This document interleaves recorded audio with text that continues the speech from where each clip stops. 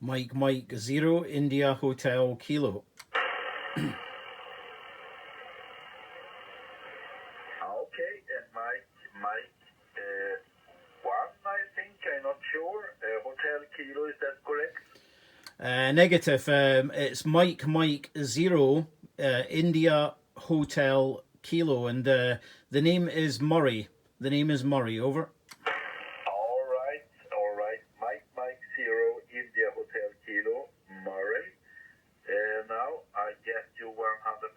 Well, sometimes you think you hear very good, but you have something in the ear. HI, over. Sugar Sierra Mike 7 Uniform Bravo Foxtrot Mike 0 India Hotel Kilo. Yeah, I think conditions are fading in and out a bit, but you're very strong with me. You're a good 5729 and lovely audio. And I'm about 35 kilometers southwest of Glasgow. I'm only running 25 watts, 25 watts. And I'm running a homemade half-wave end-fed vertical monobander for 20 meters. So Sierra Mike 7, Uniform Bravo, Foxtrot, Mike 0, India, Hotel Kilo, over. Okay, Murray, 100%. No problem to read you at all there. With your 25% whiskey, is no problem at all, I can tell you that. Your signal is fading at about 2 and 7/8. Is the QSB on the way there? Yeah. So, but I hear you 100% all the time, and you have tremendous good modulation also, like the guy before there. Very good modulation. You are crystal clear also, and sounds fantastic good there. So 25 whiskies from Glasgow to Sweden with this fantastic readable. Congratulations, over. Yeah, QSL. Thank you very much for the compliments. This radio, it's a Codan commercial transceiver. It's a small man pack. You can carry it on the back or take it portable. So I get good reports, good audio reports on it, but it puts out 25 watts, which is normally enough if conditions are okay. But when you've got a lot of QSB, it can get quite difficult. But you're coming through really well. When I put the DSP filtering on my radio, you sound like a telephone. You're very, very clear and no interference whatsoever. Over. Okay, thank you very, very much. Now, can you hear me still? Over. Yeah, I can hear you. Yeah, you're a little bit weaker now, but still readable. Over. Yes, I'm running 25 whiskies output right now for the moment. Yeah, QSL. Yeah, well, I can hear you on 25 watts, so it just goes to show you don't need a lot of power if conditions are quite good there. I don't know where you are in Sweden. I heard you talking to the last station, and I think you said you were in the southwest of Sweden. Is that correct? Over. Yes, southeast. East. You can find me on the east side, southeast of Sweden there. About 40 kilometers from the town of Kalmar.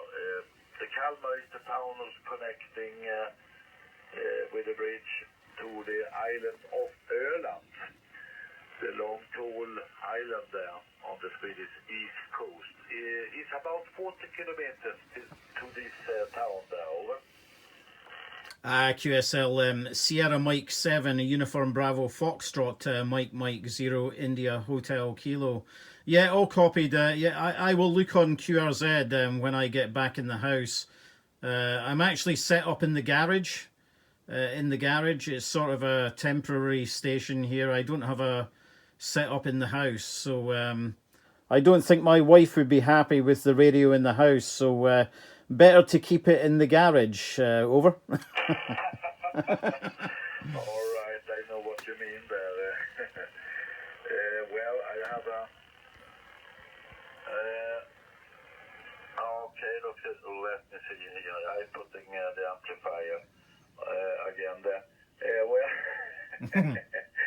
well, I have the same problem here, my friend, but I got my own boy room here.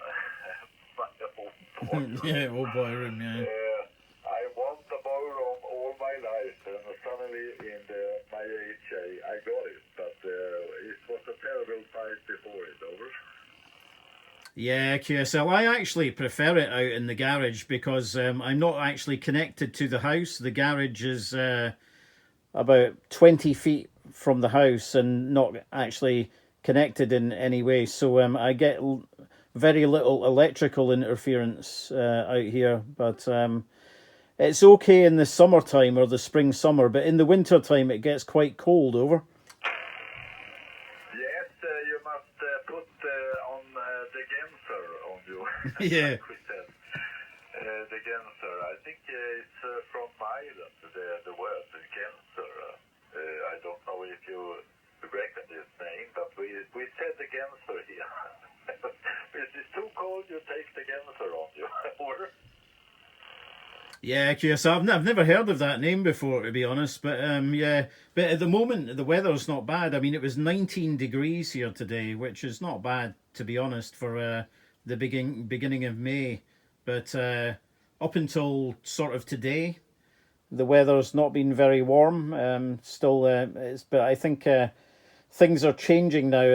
Everything's getting a little bit greener here now. Over.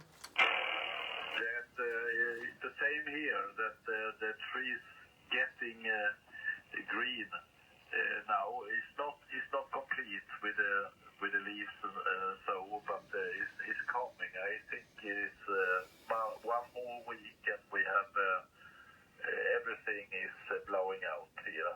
The trees is coming with the leaves there. The grass is went very green and it's well. I think I must cut the green grass here in next week or something. It's growing very fast. It's not very hot here, but yeah, I think it's coming. Today we have been about 30 degrees Celsius plus here. I will say plus because Yeah. I don't know what you are thinking, but I've been talking to people who think we have ice bears here in the southeast part of Sweden. But we have elk and we have moose, we have another deer and so on, but no ice bear. It's not common in Sweden anyway.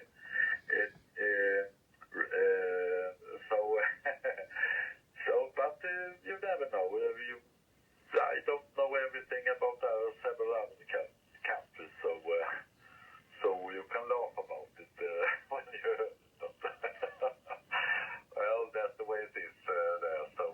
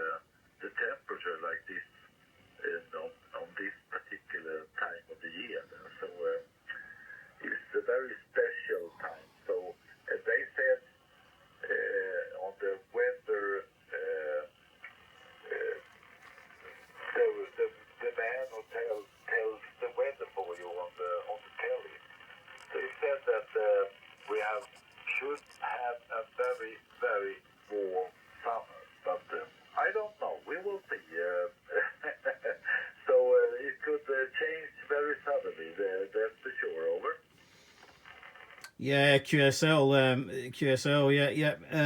Yeah, the springtime here over the last sort of maybe 4 or 5 years, it would start to get warm, and it would be warm for maybe a couple of weeks, and then we would get a really bad cold spell again. So all the plants that started to sort of come out would start to die off again. And this year it never did it. It never did it this year. I was expecting it to happen again, but it's not uncommon for us to get a little bit of snow here in May in Scotland. Sometimes we get a temperature drop again and things change again, but it seems to be warming up now. That's for sure.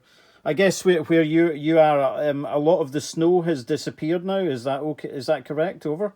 Yes, the snow is gone for a great time ago there. Because, well, if you're going up a little bit north in Sweden, and you have maybe 30 centimeters of snow if you're going up, and a lot of more snow even more north. But here in the south part, I think we have weather like yours, I think, that you have in England. More or less about the humidity. That is not very much here. I think you have a lot of more rain there in England, but it's dry here in the middle of the summer. It's quite dry in the dirt, and so it could be 40-50 days ahead that we have a very warm summer and with 30-35 degrees almost every day. It could be very warm here, and no rain. But it's different. Sometimes it's a lot of rain is coming, and the temperature could be maximum 20 degrees. So it's very very come and go, so to speak, the weather. So you don't know what the weather looks like. Sometimes in the north you have a better summer than you have in the south, and vice versa. It could be. It's very strange because Sweden is a very tall country, and in the north you have more cold on the winter, but the summer could be warmer on the north than compared to the south. So you never know. Over. Yeah, Sierra Mike 7 Uniform Bravo Foxtrot, Mike 0 India Hotel Kilo. Yeah, I actually watch a YouTube channel. There's a woman up in the north of Sweden, Jonah Jinton, I think her name is, or something like that. She does. She runs a silver jewelry business up there, but she does a lot of YouTube videos. Quite interesting to see the landscape up there and the amount of snow they get. And I think they had snow up until fairly recently up there. But she did a video recently of the Aurora Borealis, and she did a really good video, time-lapsed and also in real time. And the last geomagnetic activity we had just over a week and a half, 2 weeks ago, she videoed that, and it looked very good, really nice. I've not witnessed that in the UK yet because we do tend to get a lot of cloud cover here, and you've got to be quite lucky to see the Aurora Borealis. More so, sort of further up in the north of Scotland. Over. Yeah. Okay. I don't know how it is in England there, but you can see it now and then, I suppose. Well, we have see it here, even in the south part. Yeah. But it must be the right condition if you can see it. In the north part, it's more common, and you see it quite well there. So, but I haven't been see it several times. time I see it was in the middle of the Sweden when I passing through there in my car, and I say, so fantastic things happen in the sky I have never seen before. It's turned red, green, turquoise, every color you can imagine. On the same time, and everything exploded in the heaven there. So I thought first when I saw it, I think there was intruders from the planet or something. I've never seen anything like it. Over. Yeah, QSL. Yeah, it's a wonderful sight to see. That's for sure, and it's something I'd like to experience. I've never been to Sweden yet. I need to get there. I've been in Norway when I used to be in the British Army. We used to go to Norway every year on Arctic warfare training. So I've been right up in the north, up Tromsø, Trondheim, all up that way, all the way down to Lillehammer in Norway. But I never got over to Sweden. It's a place I'd like to come and see. I'd like to come there in the summertime because I guess you get to see everything with no snow covering everything up. Over.